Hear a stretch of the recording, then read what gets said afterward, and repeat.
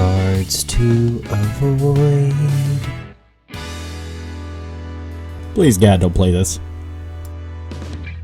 Friends don't let friends play Clone.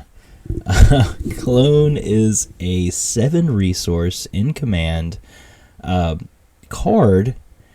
7 resources, you get a 0/0 that you may have this unit enter play as a copy of a non-leader, non-vehicle unit in play, except it gains the clone trait and is not unique.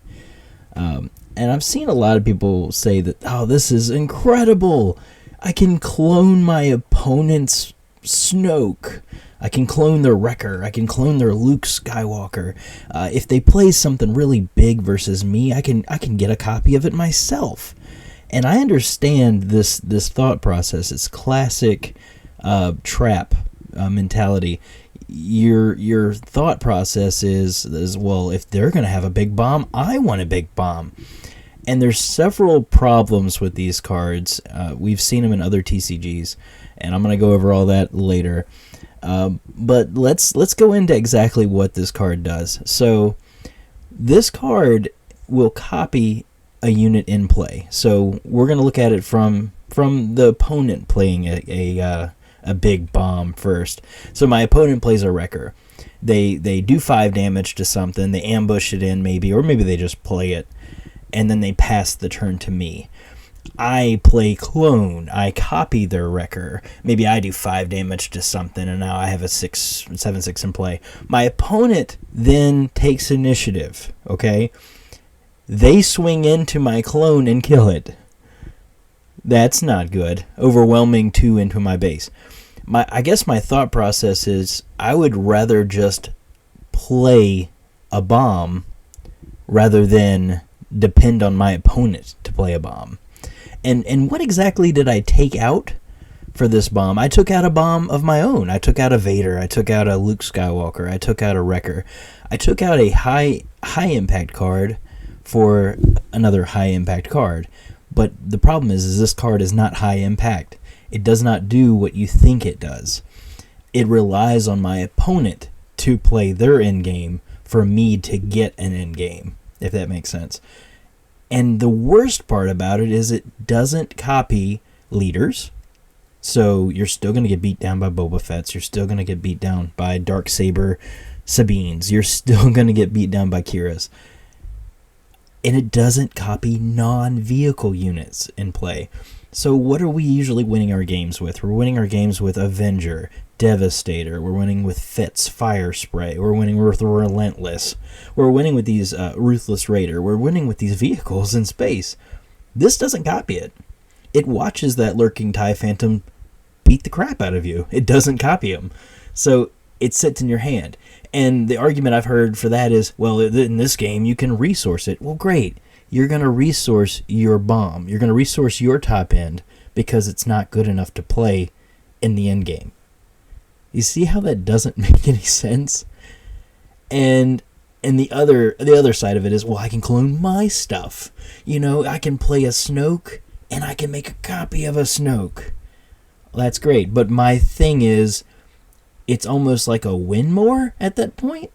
Like, if I have a Snoke in play, why aren't I just winning the game with the Snoke that I have in play? Why do I need 2 Snokes to win the game? I don't. Having 2 Snokes is great. I mean, it's not bad. I think that's fantastic. I'll probably win that game. But I would argue that I probably would have won the game if that card had been a Vader or had been a anything else. You know what I mean? I have a Snoke in play.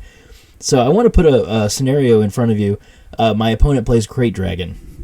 Okay, cool. Well, I have a Clone. I want a Krayt Dragon, so I'll play Clone and copy it. I take 7 on the way down because, of course, Krayt Dragon will see that 7 cost Clone that you just played and hit your base for 7. Now I have a Krayt Dragon in play. My opponent then takes initiative. They then attack my base. I have now taken a total of 17 damage. 17, huh?